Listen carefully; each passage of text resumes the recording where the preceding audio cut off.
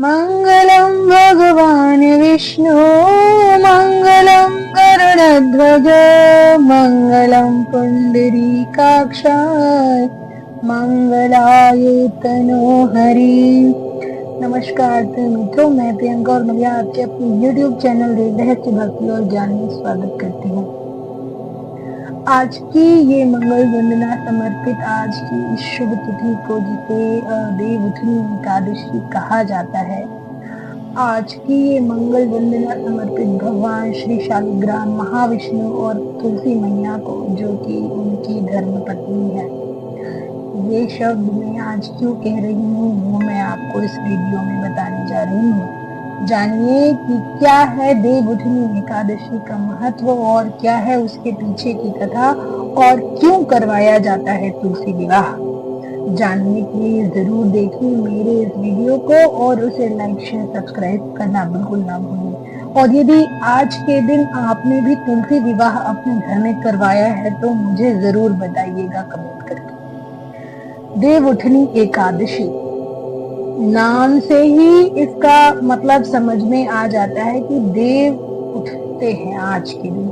जो चतुर्मास होता है, जब भगवान श्री हरि विष्णु शयन में चले जाते हैं, उसके ठीक 4 महीने बाद कार्तिक मास की एकादशी को जो कथा आई है उसमें ये वर्णन है कि भगवान श्री विष्णु योग निद्रा से उठते हैं।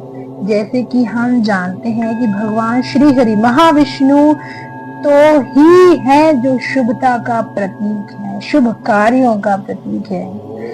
ये पूरी सृष्टि उनके बिना अर्थहीन है। श्री महाविष्णु के दिव्य विवाह की कथा कहती है ये आज की तिथि। देव उठनी एकादशी का एक और नाम, जिसे देव प्रबोधिनी एकादशी कहा जाता है, कार्तिक मास के शुक्ल पक्ष की एकादशी की तिथि कहलाती है। इस दिन भगवान श्री महाविष्णु योग निद्रा से उठते हैं और सृष्टि के संपूर्ण शुभ कार्यों को वे फिर से एक बार संचालित करते हैं। जैसे कि हम जानते ही हैं कि आषाढ़ मास का जो शुक्ल पक्ष है उसमें जो एकादशी होती है उससे भगवान सोते हैं, तो ठीक 4 महीने के बाद आज के दिन वे उठते हैं, अपनी शैया त्यागते हैं। इस पूरे ड्यूरेशन का जो 4 महीना होता है उसे चतुर्मास के नाम से भी जाना जाता है, जिसमें आप जानते ही हैं कि कोई भी शुभ काम नहीं किया जा सकता। जैसे कि शुभ विवाह नहीं होता, मंगल संस्कार नहीं होता, आपका जनेऊ संस्कार नहीं होता जो ब्राह्मणों में होता है, ऐसे कोई भी शुभ काम नहीं होते। शास्त्रों में इस एकादशी के तिथि की, जो देवउठनी एकादशी की तिथि है, इसका बड़ा महत्व बताया गया है।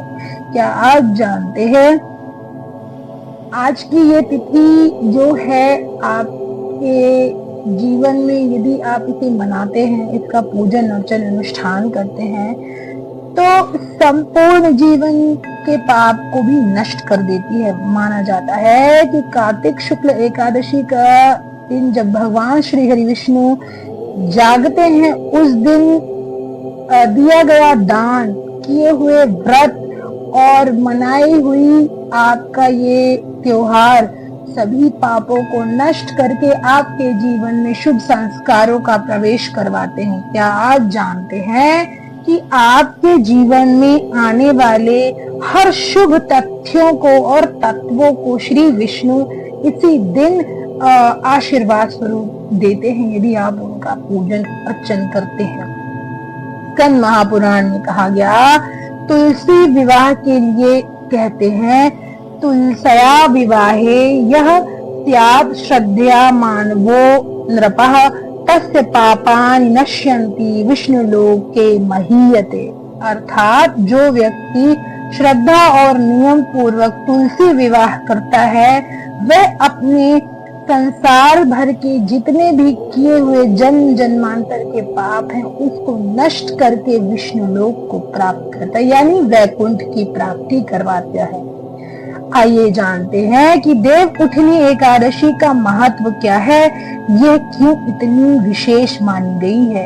यह केवल एक तिथि नहीं, आध्यात्मिक जागरण का प्रतीक है। जैसे भगवान श्री विष्णु योग निद्रा से जागते हैं, वैसे ही यह दिन हमारे भीतर सुप्त चेतना को भी जागृत कर देता है, एकाग्रता को भी जागृत कर देता है। इस दिन सुबह तुलसी के पौधे की पूजन अर्चन करें, उनके आगे दिया जलाएं, फिर तुलसी मैया का आप विधि विधान से पूजन करें। और अगर आप चाहें तो आज के दिन विशेष दीपदान का महत्व है। किसी पुण्य तीर्थ क्षेत्र में जाकर, जैसे गंगा जी में जाकर आप दीपदान कर सकते हैं, किसी भी नदी के बीच में दीपदान कर सकते हैं।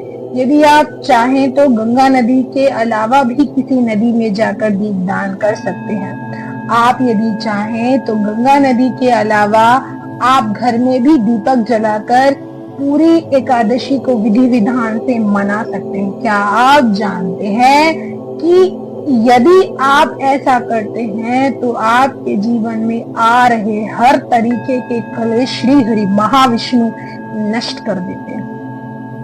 अब यदि महाविष्णु की कृपा आपके ऊपर है तो देवी लक्ष्मी कहाँ जाएंगी।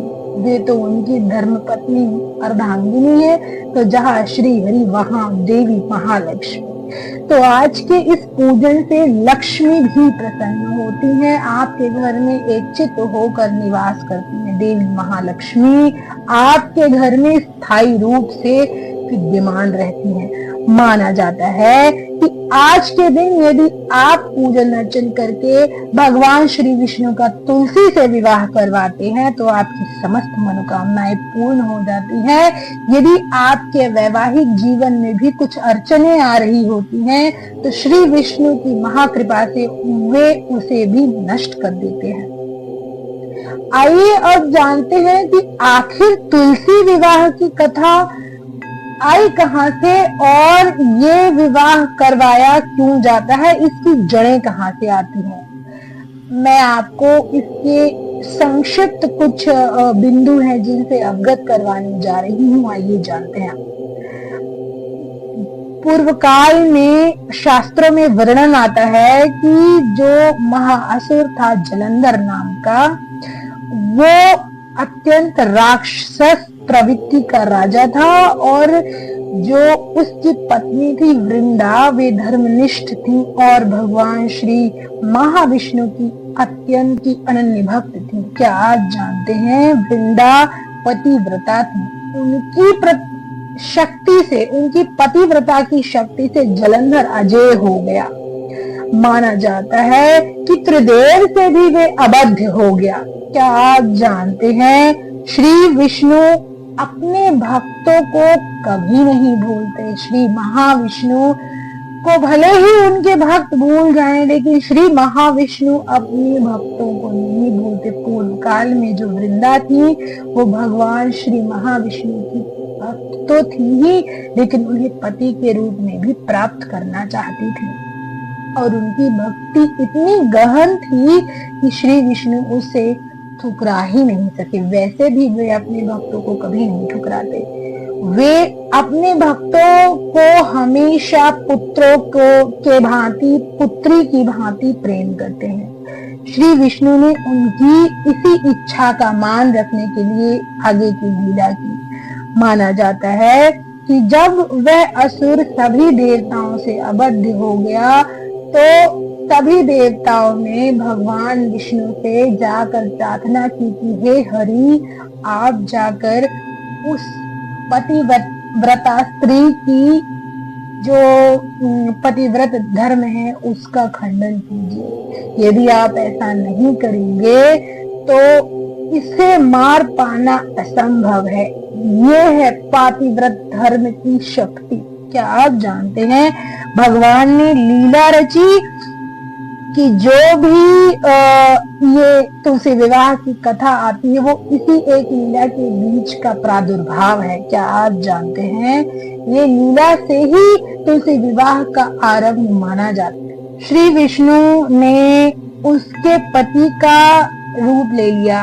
ये लीला यहीं से श्री विष्णु की आरंभ होती है कि भगवान विष्णु ही उसके सामने प्रकट हो गए जलंधर के रूप में, और उन्होंने उस स्त्री को, जो वो देवी थी, वृंदा थी, उनके साथ बैठकर पूजन किया। उसी क्षण उनका पतिव्रत धर्म नष्ट हो गया। सोचिए, जिस देवता की प्राप्ति के लिए जन्म जन्मांतर लोग तपस्या करते हैं, वे श्री महाविष्णु भी यदि उस स्त्री के बगल में बैठे तो उनका पतिव्रत धर्म नष्ट हो गया और तुरंत वहां से उस राक्षस की मृत्यु हो गई, जलंधर की मृत्यु, क्योंकि भगवान ने उसे मार दिया। जो देवगण थे उन्होंने उस राक्षस का वध कर दिया।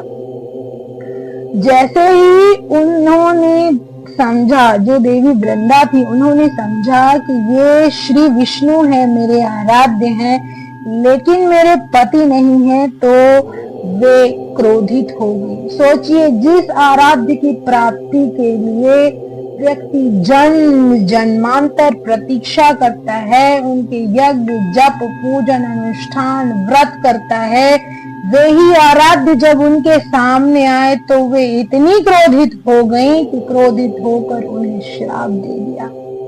उन्होंने कहा कि हे देव, आप हैं तो मेरे आराध्य, लेकिन आपने सब कुछ जानते समझते मेरे पतिव्रत धर्म को नष्ट कर दिया। आप जड़ हो गए, इसलिए जड़ होकर आप पत्थर हो जाएं। और उसी समय तत्काल श्री महाविष्णु ने उस श्राप को स्वीकार कर लिया और वे शालिग्राम की शिला के रूप में प्रकट हो गए।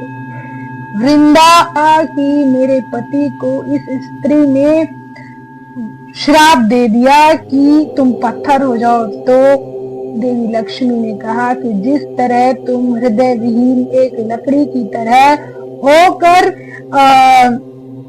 तुमने हमारे आराध्य को, हमारे पति को श्राप दिया, जाओ तुम भी लकड़ी बनकर जन्म लो। तो वे फिर, क्योंकि वो पवित्र थी, भगवान की भक्त थी, वे इसीलिए परम पवित्र हुई। तो देवी लक्ष्मी ने कहा, वृंदा, जब ये सारी लीला समाप्त हुई तो उन्होंने कहा, वृंदा, तुम तुलसी के रूप में परम पवित्र होकर वैष्णव प्रिया बनोगी, विष्णु प्रिया बनोगी।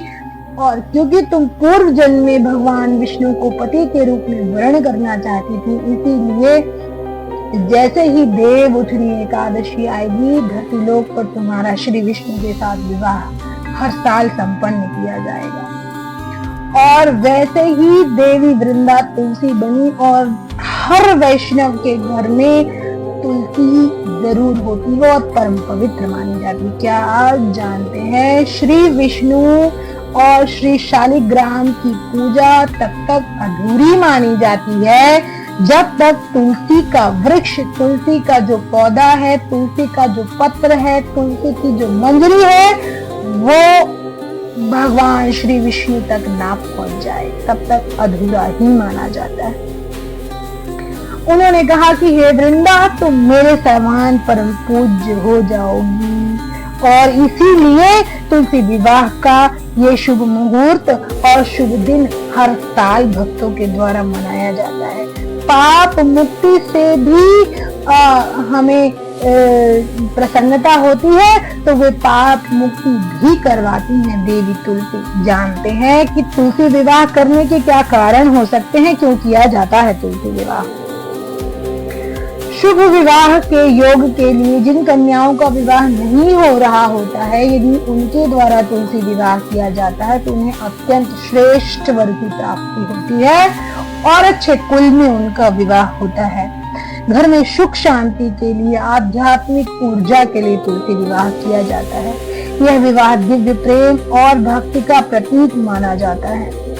क्या आप जानते हैं कि तुलसी विवाह से जुड़ी कुछ गहन बातें, यह एक परंपरा नहीं, यह केवल एक विधि विधान नहीं, बल्कि एक आत्मा का, पवित्र आत्मा का परमात्मा से मिलन का प्रतीक है। तुलसी विवाह धरती में पवित्रता का रूप माना जाता है। तुलसी विवाह जो है वो क्षीर सागर में बैठे भगवान श्री महाविष्णु और उनके भक्त का मिलन माना जाता है। आइए जानते हैं देवउठनी एकादशी के आध्यात्मिक रहस्यों के बारे में।